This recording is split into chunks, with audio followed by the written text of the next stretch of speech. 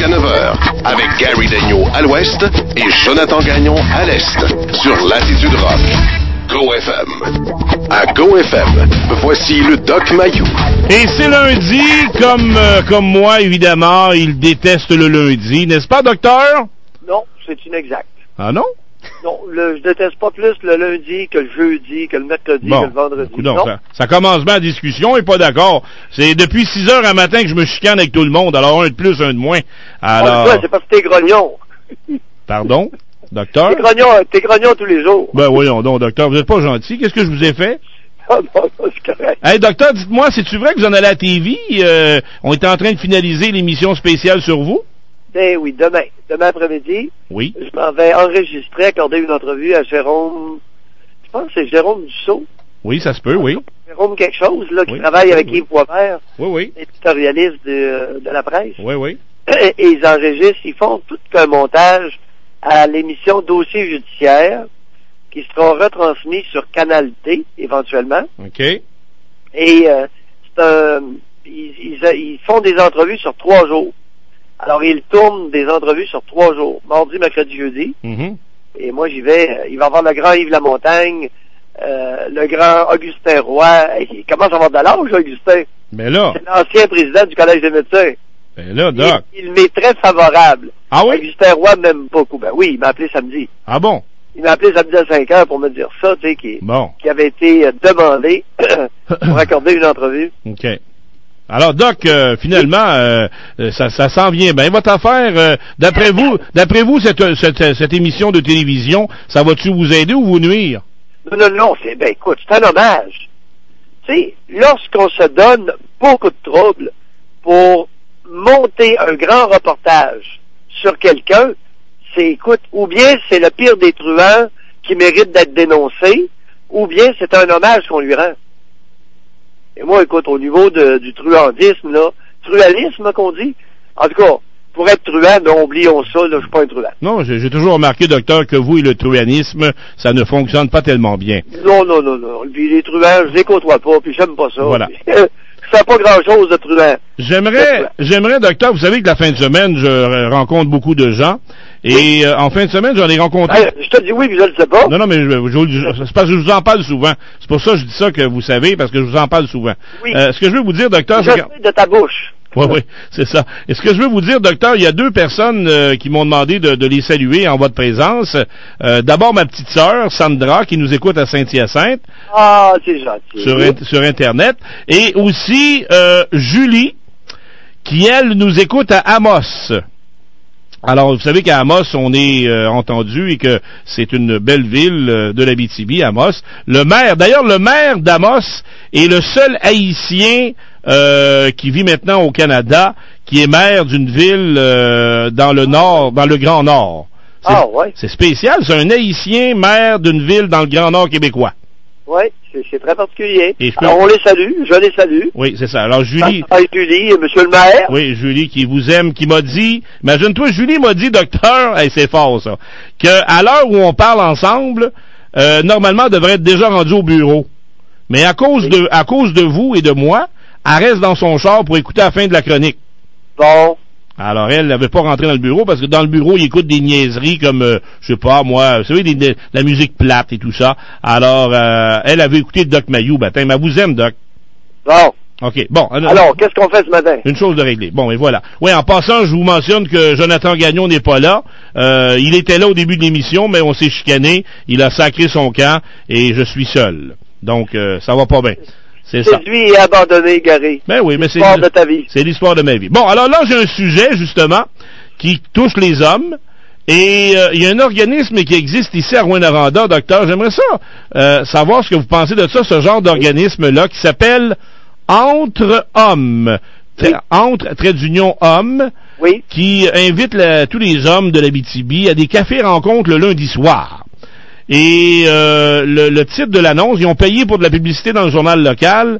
Ils disent « Aider un homme, c'est aider une famille ». Êtes-vous d'accord?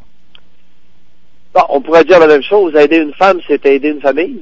On pourrait tenir le même langage au féminin. Mais comment? Il me semble dans mon temps, ça n'existait pas des groupes d'hommes comme ça, docteur? Oui, ça existait. Ah oui? Les tavernes. Les tavernes? Ben oui, les tavernes, c'était des groupes d'entraide autour de la bière, ben oui. Ah bon? Et en Allemagne, les pubs, les tavernes, t'as les pubs en Irlande, les pubs en Angleterre, les tavernes en Allemagne, et c'est toujours aussi incrusté socialement. Ah bon? Mais et moi... il y a une table, quand je suis allé en Allemagne, dans les villages, dans chaque restaurant, il y a une table réservée aux locaux, aux habitants de l'endroit, une table d'environ 8 places, et c'est ma sœur qui a vécu là 3 ans qui m'a expliqué ce phénomène-là. Ah bon? Oui, parce que les hommes se rencontrent là pour échanger, planifier des échanges d'équipements, toutes sortes d'affaires. Ouais, mais là, attends un peu, là, c'est pas ça ici, là. Arrêtez-moi ça, vous. Hey, quand on dit dans l'annonce, nous offrons une oreille attentive, soutien, aide, entraide et référence à tous les hommes de l'Abitibi vivant une situation difficile. Oui, ben, vois-tu, c'est une façon féminine de faire des choses pour le masculin. Oh, docteur! Êtes-vous en train de me dire qu'on a maintenant des hommes féminisés? À la planche. C'est pour ça que je t'amène l'exemple de l'Allemagne. Alors, l'Allemagne, qui est une société supérieure, à mes yeux, à moi, peu importe, vous pensez ce que vous voudrez, mais en venant du nazisme, là, l'Allemagne n'est pas que naziste, et c'est une société supérieure.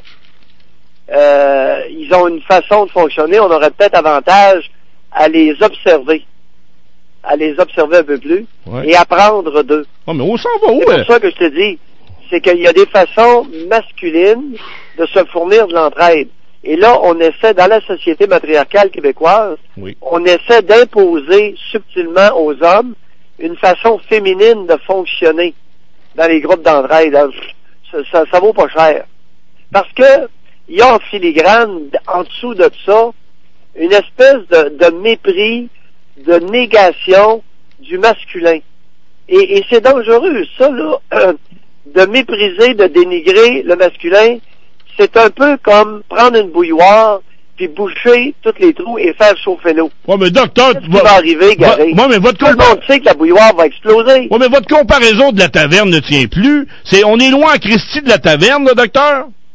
Et on est loin, oui et non. Si on enlève la boisson, c'est dans les tavernes, il se passait beaucoup de choses. OK? Il se passait beaucoup de choses à l'écart des femmes. Et c'était un bain masculin. Il y avait du bon dans les tavernes, Gary. Malheureusement, la société matriarcale québécoise n'a pas toléré ça. Elle a dit non, les femmes ont le droit d'entrer partout. D'aller fourrer le nez, leur grand nez partout. Ça a été une grave erreur. Oui, à mes yeux, moi, oui. Ben, moi aussi. Alors, les hommes vont se dire, écoute, ferme ta gueule, tabarnak, puis tonce-toi, ma tante, puis il va y avoir des places où vous vous rencontrez entre femmes. Ben oui. Il va y avoir des endroits où on se rencontre entre hommes, point. Ben oui. Et à Montréal, est-ce que tu savais que les clubs privés sont obligés, sinon elles foutent le bordel, d'y admettre des femmes.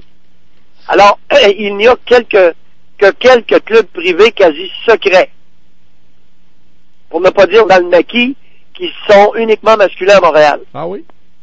Eh oui. Eh ben. Ça, je trouve pas ça correct. Ben oui, mais docteur, qu'est-ce que vous voulez que je fasse? Voulez-vous que j'aille là ce soir, c'est ce soir la rencontre, puis j'aille le péter à gueule? Qu'est-ce que vous voulez que je fasse? Non, pas dans ce sens-là. Ah. C'est au niveau de la prise de conscience. Ben oui. Être bien conscient que derrière cette organisation-là, il y a un profond mépris du masculin. Ben oui, mais ça n'a pas d'allure. C'est une façon féminine de faire les choses. Ça ne dessert pas l'intérêt du masculin au Québec. Ouais, vous me découragez, docteur. Pourquoi je te décourage? Ben, je peux pas croire qu'en Abitibi, des bons bûcherons, des bons travailleurs vont aller niaiser dans des soirées comme ça à Rouyn-Noranda. Ben, c'est pas qu'ils vont aller niaiser. Ils vont aller se féminiser. Ben oui, mais c'est le reflet que ce soit à Rouyn, que ce soit à Thetford Mines, à Trois-Rivières ou à Québec. La société matriarcale donne le ton. Alors, toutes les familles ne sont pas matriarcales, mais elles sont très majoritaires. D'ailleurs, Gary, toujours important de mentionner, du même trait, que les familles patriarcales, c'est pas plus intelligent. Ben non.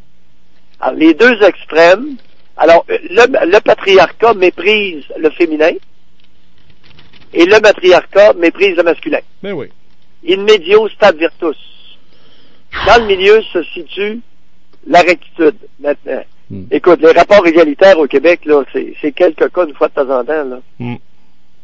En tout cas, je me demande où on s'en va, docteur. Sérieusement, là, ça m'inquiète. Non. Ce qui est le fun, non. Tu devrais être rassuré ce matin. Parce que ce qui est plaisant, c'est que la féminisation s'exprime maintenant ouvertement. On a débusqué l'ennemi. C'est ça qui est le fun. Parce qu'avant, elle était là, depuis 30 ans, 40 ans, elle était là, la féminisation. Le matriarcat était là. Mais il était caché derrière des hommes bien féminisés. Ouais. Parce que là, les femmes s'avancent, puis bon, on le voit, puis... Hey, as-tu vu, parlant de ça, as-tu vu la gonzesse de McGill? La vice-présidente? Ben oui. Hey, après 19 mois, elle s'est fait verser une indemnité de départ de 321 000 $. Ben oui, puis... En un an, elle a engrangé 760 quelques mille $. Ça dérange à McGill, ben oui. à l'université McGill, les étudiants sont furax. Ben oui. Ça dérange avec raison. Alors, ceux qui nous disaient que lorsque la société, les femmes prendront des postes de pouvoir, la vertu prédominera, mesdames, allez raccrocher votre grande trappe. D'accord. Alors, docteur, ça a été très agréable, comme d'habitude, d'échanger sur les choses de la vie.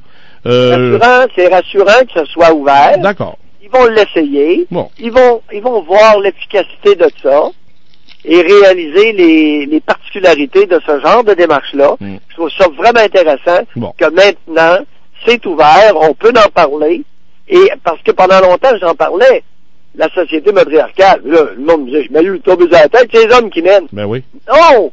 C'était des hommes féminisés, manipulés par des femmes habiles. Parce que là, les femmes s'avancent à l'avant-scène, et elles font leur show, elles expriment leurs limites, et après ça, on décidera. Exact. Très bien, docteur. Alors, soyez bon, docteur, si vous allez à Montréal. Faites attention, c'est la ville du péché. Et, docteur... C'est demain après-midi, Gary, c'est demain après-midi que je vais à Montréal. Bon, mais c'est demain. Alors, demain, on se reparle demain. Alors, docteur, je vous salue bien bas. Et à demain, docteur. À la prochaine. Au revoir. Au revoir.